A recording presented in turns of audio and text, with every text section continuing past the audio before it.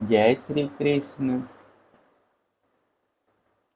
जरी हुई थी बहुत सी दासियां, गले में सोने का हार पहने और सुंदर वस्त्रों से सुसज्जित होकर तथा बहुत से सेवक भी जमा पगड़ी और सुंदर सुंदर वस्त्र पहने तथा जराऊ कुंडल धारण किए अपने अपने काम में व्यस्त थे और महल की शोभा बढ़ा रहे थे।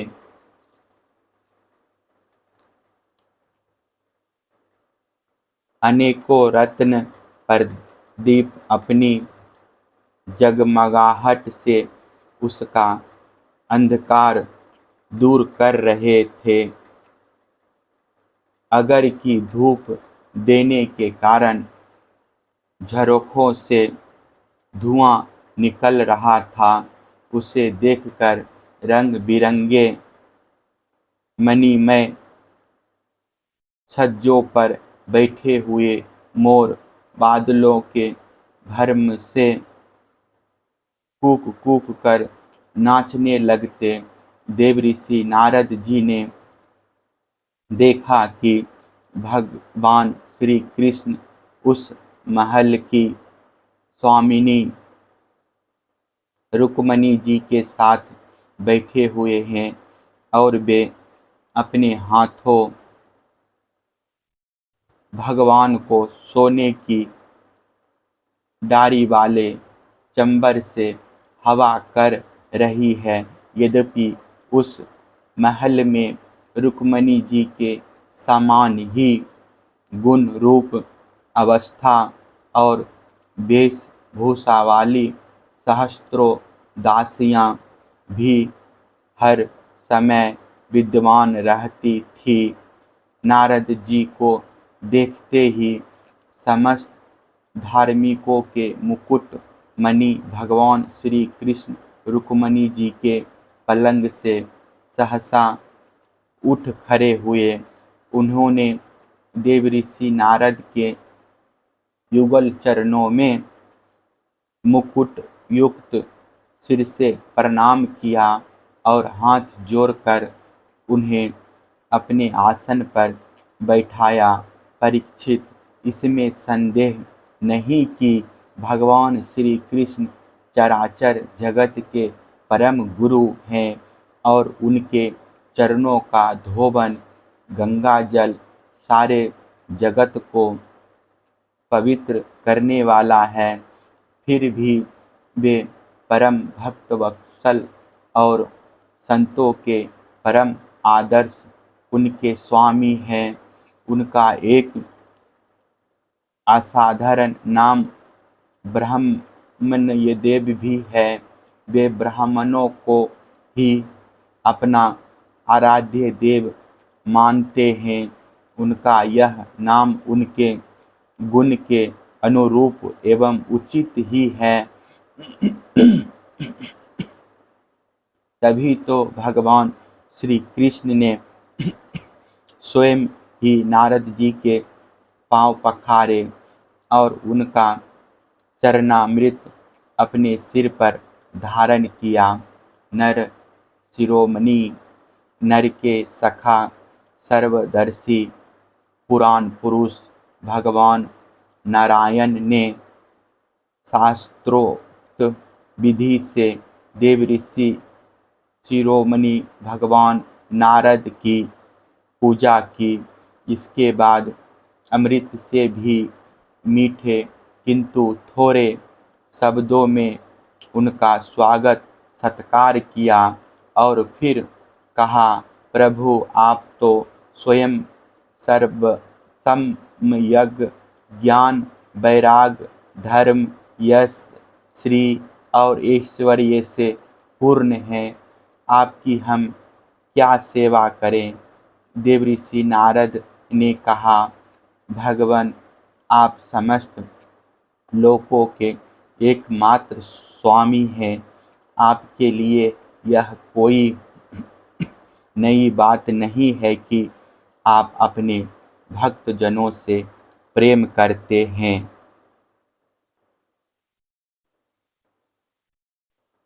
और दुष्टों को दंड देते हैं। परम यशस्वी प्रभु, आपने जगत की स्थिति और रक्षा के द्वारा समस्त जीवों का कल्याण करने के लिए स्वेच्छा से अवतार ग्रहण किया है। भगवान, यह बात हम भली भांति जानते हैं। यह बड़े सौभाग्य की बात है कि आज मुझे आपके चरण कमलों के दर्शन हुए हैं। आपके ये चरण कमल संपूर्ण जनता को परम साम्य मोक्ष देने में सामर्थ्य है।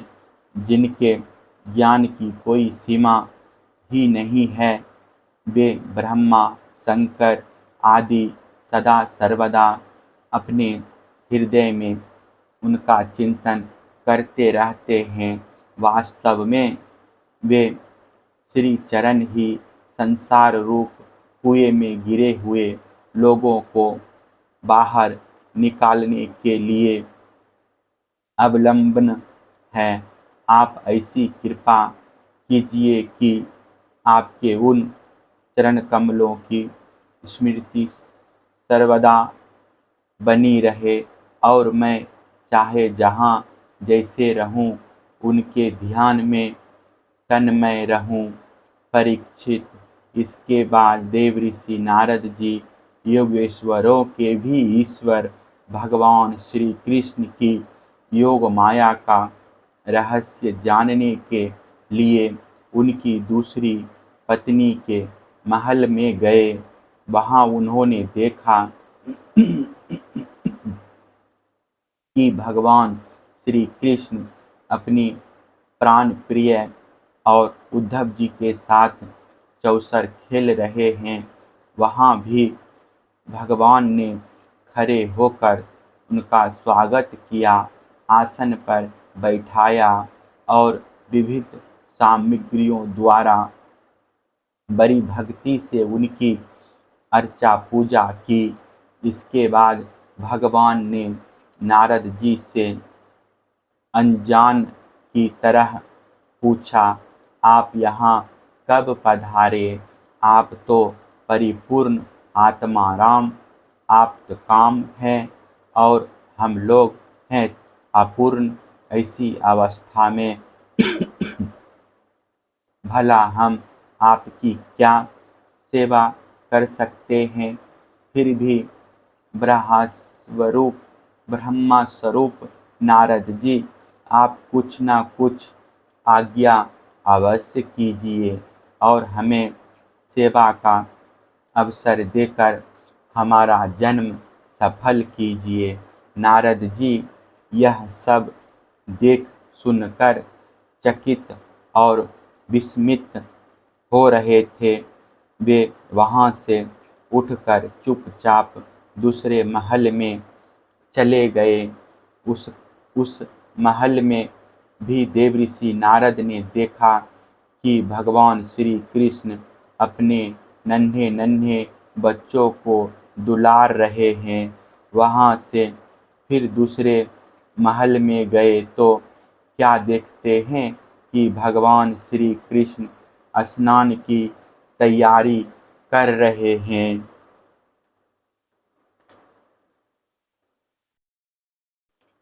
इसी प्रकार देवऋषि नारद ने विभिन्न महलों में भगवान को भिन्न भिन्न कार्य करते देखा।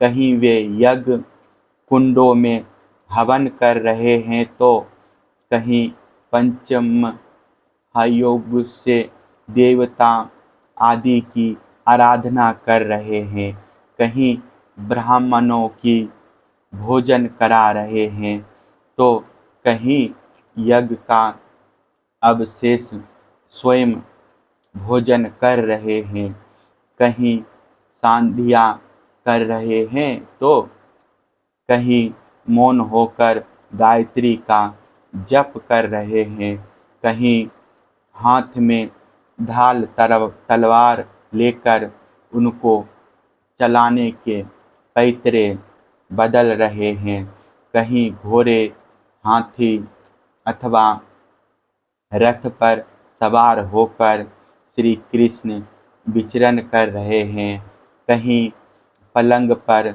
सो रहे हैं तो कहीं बंदी जन उनकी स्तुति कर रहे हैं।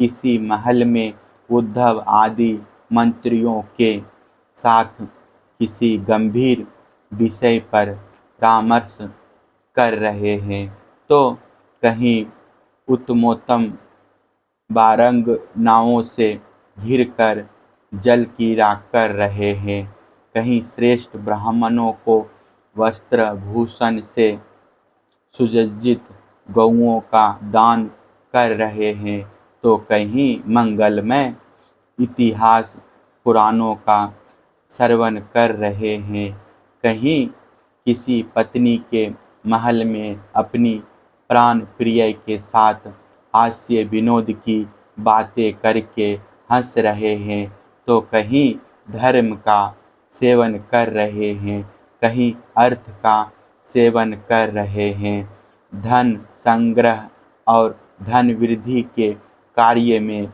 लगे हुए हैं तो कहीं धर्मानुकूल गृहस्थोचित विषयों का